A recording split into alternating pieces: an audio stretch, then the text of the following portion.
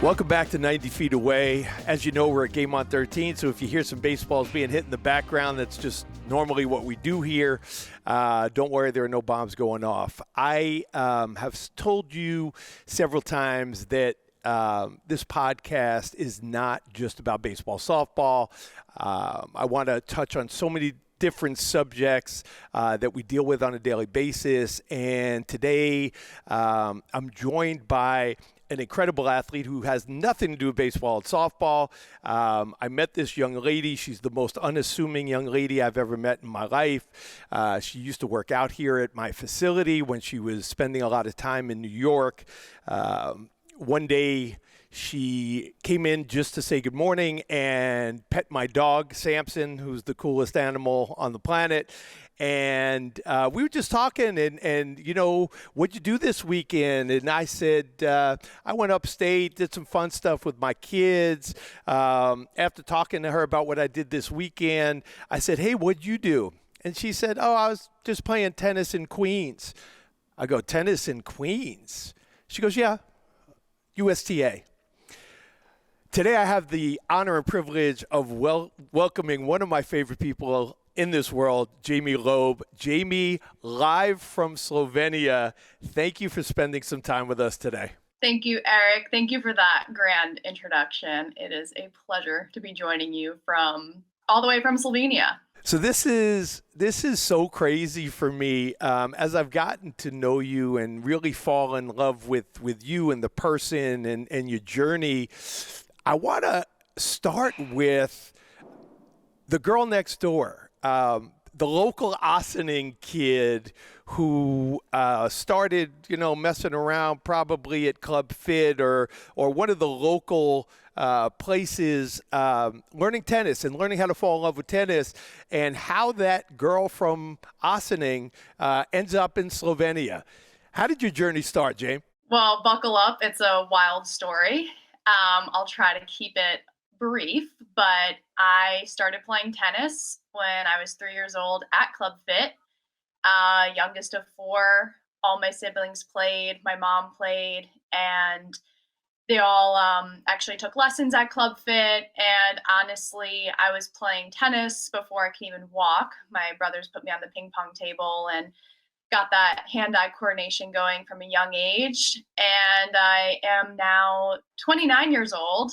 There's a big gap in between, but fast forward a bit, and here I am in Slovenia, competing on the WTA Tour.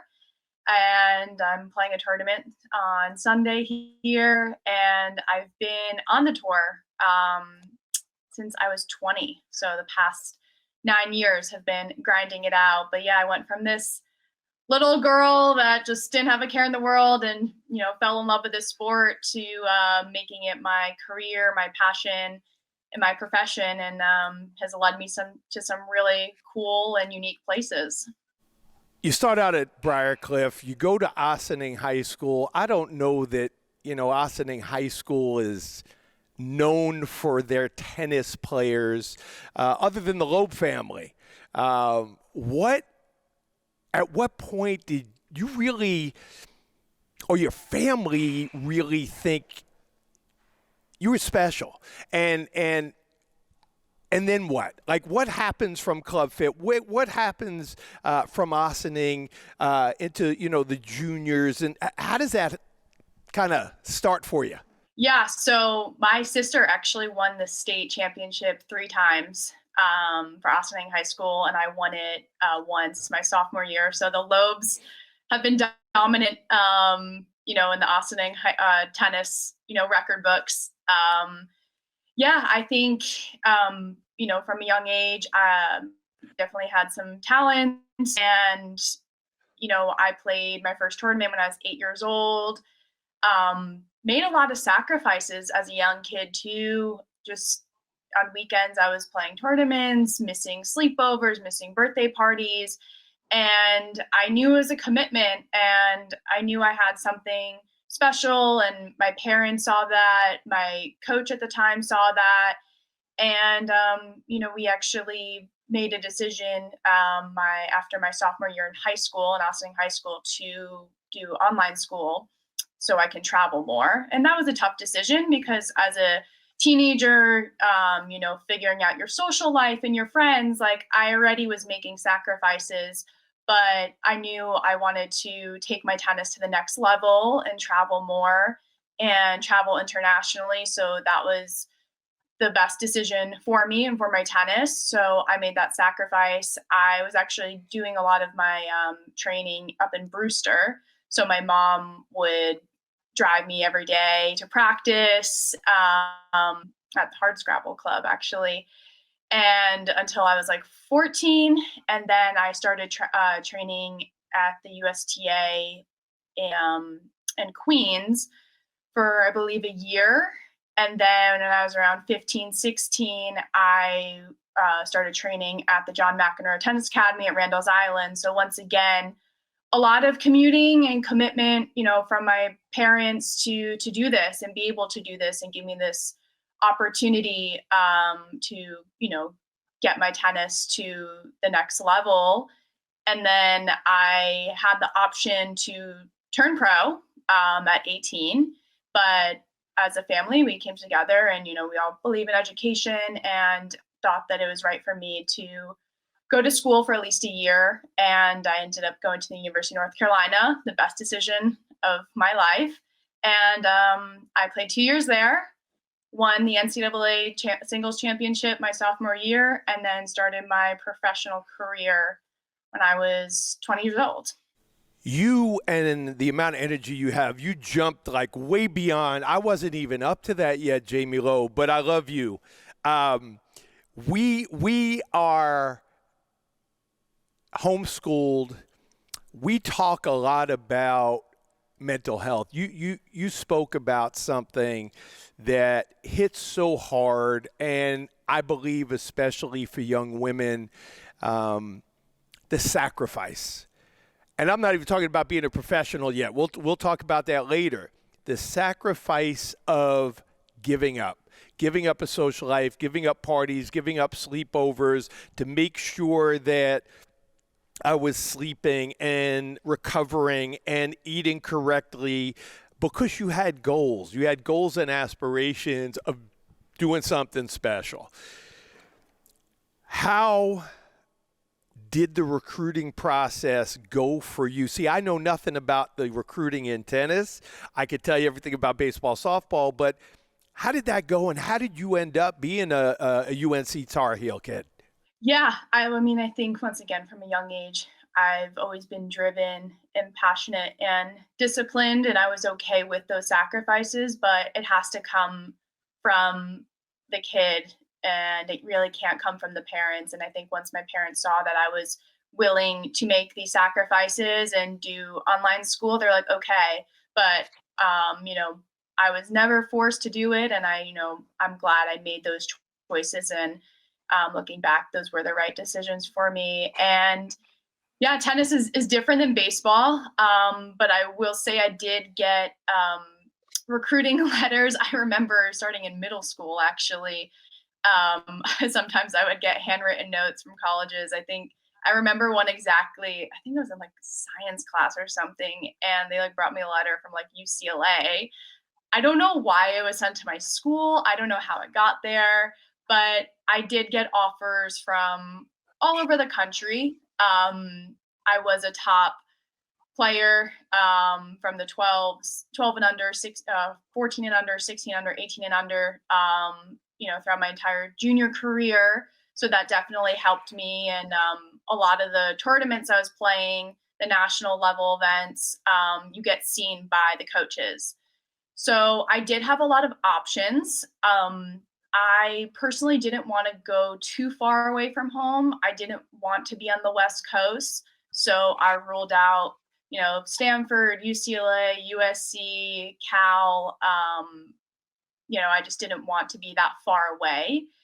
And UNC was such a great fit for me. I actually didn't have a dream school. I didn't know where I wanted to go. And they actually didn't know I was interested until my sister reached out to the assistant coach at the time, who they were actually really good friends and spent a recruiting trip together, actually. So My sister helped me through the process because she played college tennis at Wake Forest, and she knew the coaches and just helped me through that. And I took a visit to UNC, and I fell in love with the school, the coaches, the girls on the team, the environment. It was just such a welcoming and supportive environment, and it just felt like home to me. And it still is home to me. You know, listening to those schools that you listed, if anyone got an opportunity to play at any of those schools, like, that's just off the charts amazing to have that many schools of that caliber, because now we're not just talking about tennis. We're talking about high academic and tennis, the best schools in the country. Did you take that for granted going through it? Like, did you just, yeah, this is normal for everyone? Or did you pinch yourself and say, wow, this is really special. I must be pretty good at this game? At the time, I probably took it for granted. I think it'd be interesting to hear about baseball, but with tennis, I think a lot of times we normalize the lifestyle, we normalize things that just happen. And as a young junior, I think like I knew I was going to be getting some of those offers. But looking back, like that's really awesome that, I had those options, and those schools, were very interested in me and wanted me, and, kids would die to go to those schools. So at the time, I don't think I understood what it really meant, to be honest. But now looking back, I'm like, wow, like that's pretty cool. What's even cooler to me about the family, the UNC family. You spent 2 years at UNC, and the latest on Jamie Loeb when she's in the continental United States is that you are residing in North Carolina, and you still use North Carolina to train, and the coaches are still there helping you. Is that normal?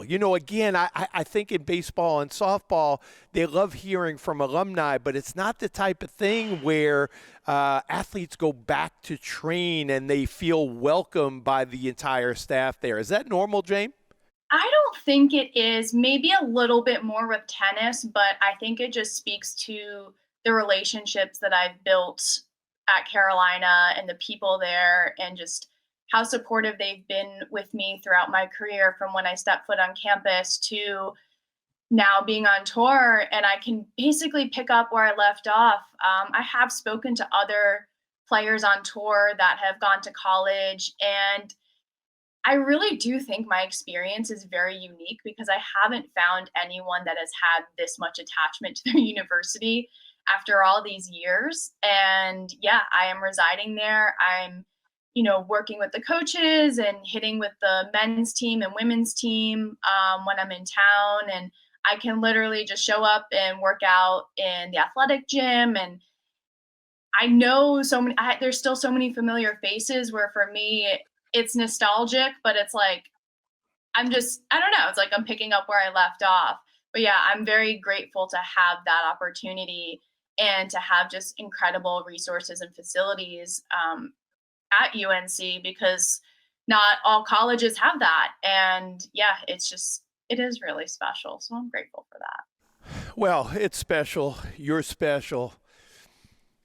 We talk a lot about on this show, James, about mental health, dealing with adversity, overcoming failure, and learning from mistakes that I've made. Only because I've gotten to know you in the last few years, this isn't like the sexiest journey, right? Like, people think, wow, I'm top player in the world. I mean, you're not ranked 3, but you got up to like top 100 in the world. Top 100 in the world at anything is amazing. But this isn't, roses and champagne every day. It's a struggle. It's a grind. I'm talking to you live from Slovenia, playing in a WTA tournament. You're not in Palm Beach. I mean, what are the things that are toughest for you on a day to day basis? Obviously, other than being away from your family, what are the things that people don't know that Jamie Loeb, not only as an athlete, but Jamie Loeb as a human being, has to deal with? Get ready for this answer. Well, first, I was close to top 100. I will be top 100, but I was close.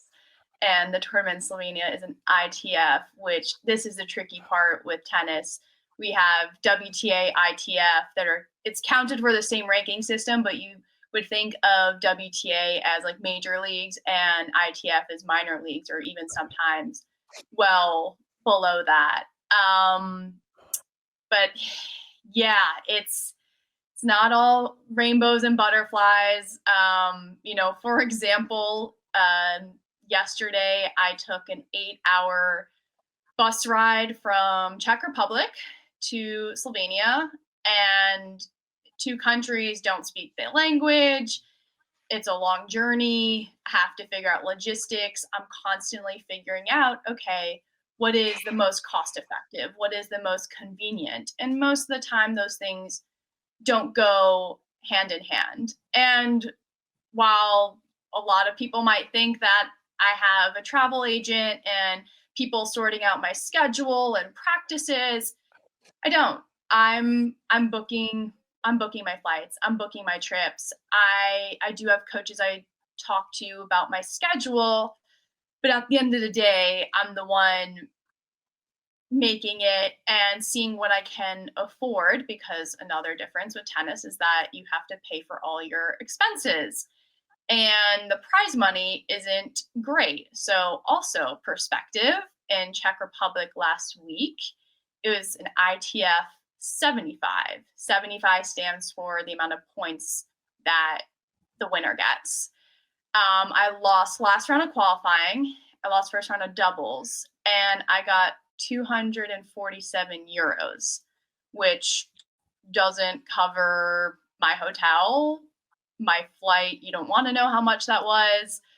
So that part is really stressful, and it becomes difficult doing that on your own, but I've gotten so used to having to deal with the uncertainty and the chaos of logistics and travel, money, budget. I'm alone, by the way. I'm here. I'm playing another tournament in Slovenia next week by myself. So finding friends on tour is really important, but at the end of the day, they're your opponents, they're your competition. So it's a tricky balance sometimes, and but it definitely gets lonely. And I wish I had a coach here. I wish I could afford a coach here, but a lot of the times I do travel by myself. So people don't realize how tough that can get mentally and emotionally and physically, just on a day-to-day basis, especially when you are so far away from home. Thank you for sharing that. That, to me, everybody assumes, right? We have Team Loeb. Who's handling logistics? Who's handling the itinerary? Just kind of like telling you where to show up. That couldn't be further from the truth. This is a professional athlete. I want the whole audience to hear this. This is a professional athlete by herself in a foreign country, 8-hour bus rides, and she made 247 euros for the week.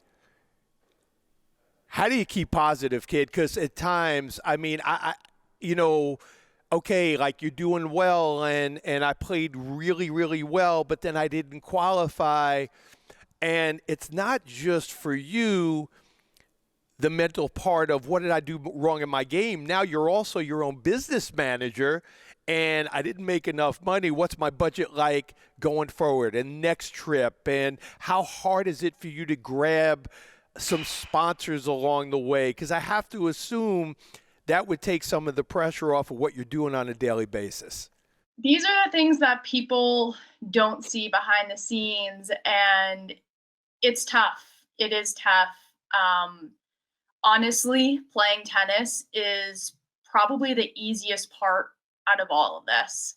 I even go back to my junior days, my collegiate days, and even like early on playing on the pro tour where I had everything set up for me and I would just have to show up. I didn't know anything about money. I didn't have to worry about money and how I'm going to get to places. It was laid out. And that is just not the case once you make this a profession. And when you don't have the means to have a team around you, you have to be your best friend out there. And there's days like yesterday where I was sitting in the car and I'm like, why am I doing this? Like, why am I taking this 8-hour bus? Like, what is the point of this? And so there's moments of doubt. And I'm like, look, I believe in myself. I've I've overcome all of my toughest days. There's been many breakdowns, many tears. But I've proven to myself time and time again how strong I am.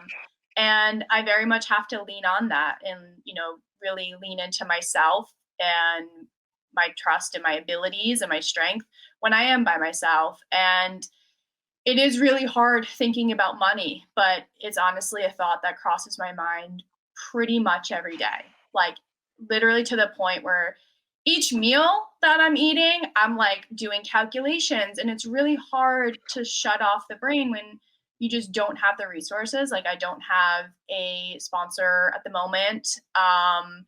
And tennis is an interesting sport where, sometimes there's benefactors and donors that just, really love the sport and really want you to succeed and will give you money. Sometimes it comes from clothing deals or racket deals or, patch deals, things like that, where, you get that, you have that income, but right now I don't. And it also is tough at this level where you're not making anything really to break even. And the money is at the grand slams. But how do you get there? By playing these tournaments and building your ranking so you can get to a point where you're playing the slam. So it's like a catch 22 is like, will the money, like having money relieve you and, you start having results or you have results and get money. And this is like the back and forth that I've been battling, the past couple of years.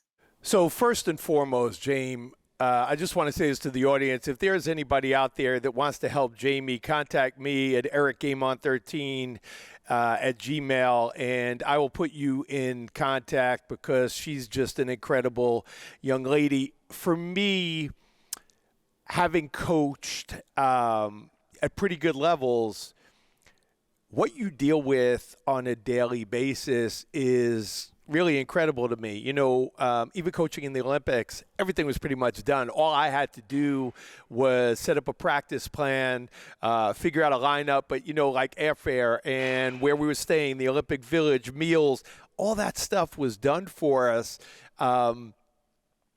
Team Loeb right now is one. It's you. Who do you rely on, James, when things are going bad and I'm having just a brutal day? Obviously, mom and dad have to be up on that list, but like, how do you get through the tough stuff? How do you get through the breakdowns and the tears? It's not like you're in North Carolina. You're in Slovenia. Like, I have a tough day. What am I doing to prepare myself for tomorrow, kid? Yeah, I think, the other thing that I'm really grateful is that I have such a great support team all over, honestly, the world. Two of the most important coaches in my entire career, I talk to them all the time. One is in New York, one is in Florida, and they both still follow my matches when I'm home or in the area. I'll go and practice with them. They've always been so loyal to me and I've been loyal to them. And, it's hard to find that, honestly, in this profession, coaches that have known you since you were 8 years old, since you were 15 years old and have seen you grow up. So I bounce ideas off of them. The only thing is they don't get to see me play much. And it's a difference, watching is being on court and practice versus matches, just these different environments. So tough. I have my base in North Carolina, which I talked to, some of the coaches there. And then I have a base in Argentina. Um, Plot twist, I did my preseason there, and that was probably the best decision for me. Very spontaneous, but I have a fitness team there and they send me programs. They've been checking in with me. I actually had one of the coaches come with me 2 weeks in Mexico, and I actually won a tournament. And I know I was the one to actually do it, but I had such great routines, and just having someone there, it was so helpful and so reassuring. So that was really nice. But I just, yeah, I just try to remember that I do have people that care about me, and I know I can do it, but it just would be nice to have some pressure taken off of me, and just in any regard, really. Mental health, keeping yourself strong. To be good at anything, I need to have a tremendous amount of confidence. I need to believe in myself. There are days that I'm sorry, I just don't. And I may myself in a tournament and not play well. I may have a lead and blow the lead, late in a match. What motivates you? Do you have a mental health coach? I mean, you and I have kidded around since we've known each other that I'm kind of tough on you myself from time to time. But what do you do regularly as part of your routine, James? So I do have a psychologist. She's incredible and she's helped me so much. And I think it's really important. And that's something that, I get, like, I tell everyone, I'm like, everyone should have a therapist. Everyone needs someone. Everyone needs someone to, help you create like good behaviors for yourself. I just think I've learned a lot being by myself so much that I've had no other option but to just figure it out. And there's so many days where I'm like, F this, like, I just don't want to be here right now. Or I miss a shot and I'm like pissed for like the next 10 minutes. And it's so easy to kind of get down that rabbit hole. And sometimes I'll beat myself up for having those moments. But honestly, you can't be on all the damn time. Like, it is so exhausting. And, fake it till you make it, whatever you want to say. Like, yes, you can, but you also have to allow yourself to feel shitty and not great. And maybe sometimes, you know what, I gotta cut this practice short. Like, I'm not being, I've kind of checked out, and maybe I'll be more productive doing something else. And I think that's one thing I've learned as I've gotten older. Instead of just like pushing, which I do, but it comes to a point where, like, am I productive anymore? Like, why don't I go do something that's going to make me happy? Because I'm my best self when I'm happy. And whether that's, me roaming the streets of this cute little town in Slovenia and walking down the cobblestone streets, or watching Netflix, or, getting my nails done, like, at the end of the day, I need to be happy. And also when I'm on court, like, I need to do things that are going to set me up for success. So sometimes taking a step back is the way. And then sometimes I have to be like, no, Jamie, we're going to figure this out. We're going to dive deep into it. But it's all about understanding yourself and what you need in that moment. And I think I've done a really good job throughout the years to understand what I need in some moments and how to help myself at some of the weakest and toughest times. I got to ask you, I really don't want to blow up your spot, but are there any really good dance classes in Slovenia? Because, we haven't talked about how you just love getting down.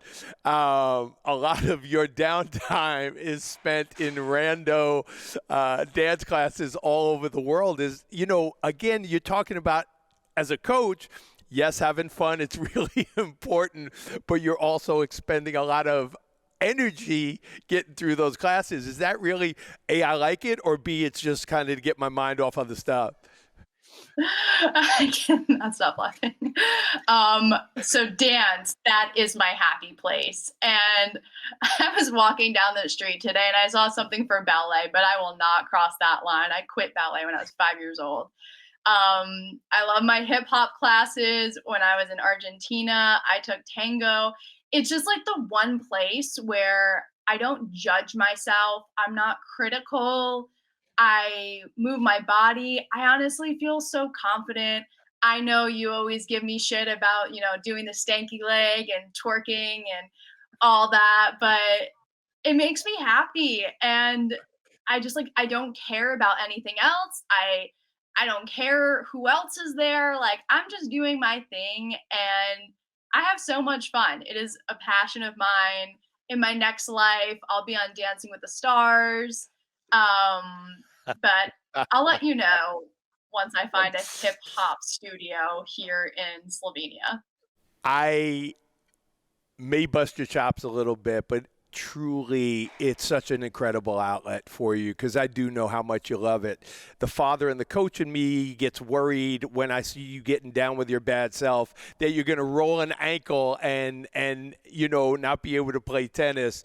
But those are the things that here we are, a 9-year professional tennis player, and those are still the things that make you happiest. And it's so important to find those things, right? I talk to kids all the time. I don't want them playing video games, whatever. They do that too much. But finding something physical, right, that you don't have to think. You can just be yourself. To me, it's so important in your journey while I'm alone, while I have no friends or family with me. I think that's really cool. One thing you touched on earlier, and it's so crazy. You get to know these other players from the time you're a junior. And yes, there's no question they're your friends. You've grown up together. They're your friends. How easy is it for you to flip the switch and want to go for their juggler when you're playing against them on the court? That is one of the hardest things for me to do. And I was actually talking about this last week with one of my close friends who we were actually sharing a room in Czech Republic together, which is also very common to share rooms with other girls in the tournament to save money, which I will be sharing my room this week with another girl. But it is so difficult because someone like myself, I'm really intense and feisty on the court. I'm loud. That's just how I play my best tennis.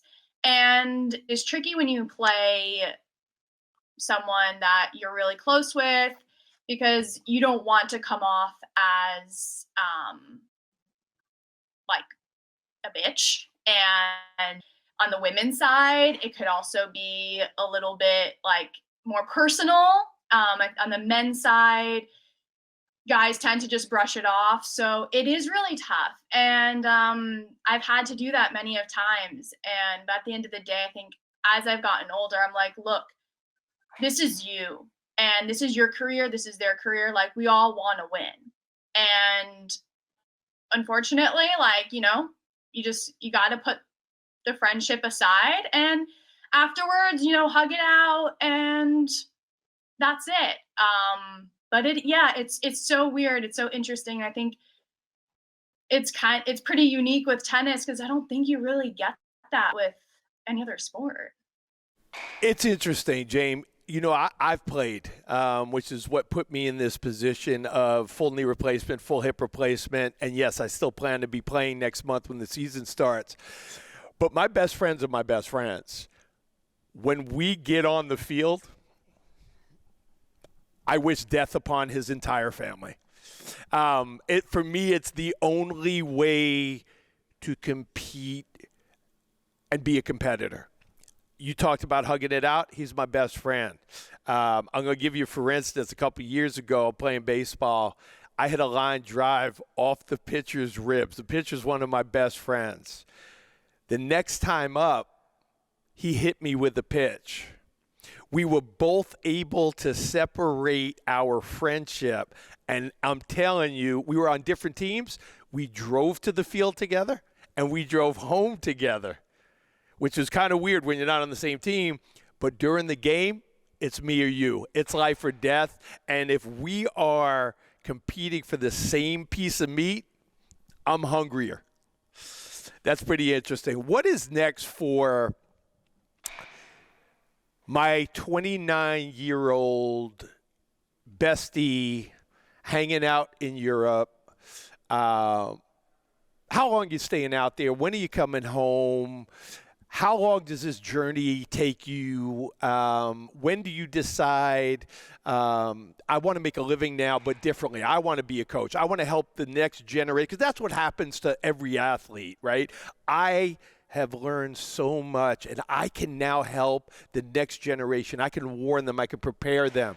Is that going through your mind yet at 29, or you got another 10 years of this? Where are we at? Well, you know me. There's always thoughts going through my mind. I can never shut my mind off. But first, I'm playing this tournament here that starts on Sunday, and then there's another one in Slovenia next week. And honestly, from there, I'm not sure. Also, another sacrifice. One of my best friends is getting married March 30th. I don't know if I'm going to be able to make the wedding.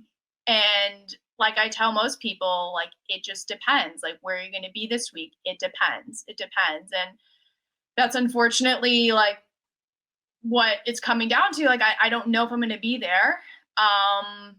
There's also a chance that after next week, I could be in Bogota, Colombia, because there's a huge tournament there, and I might get into that.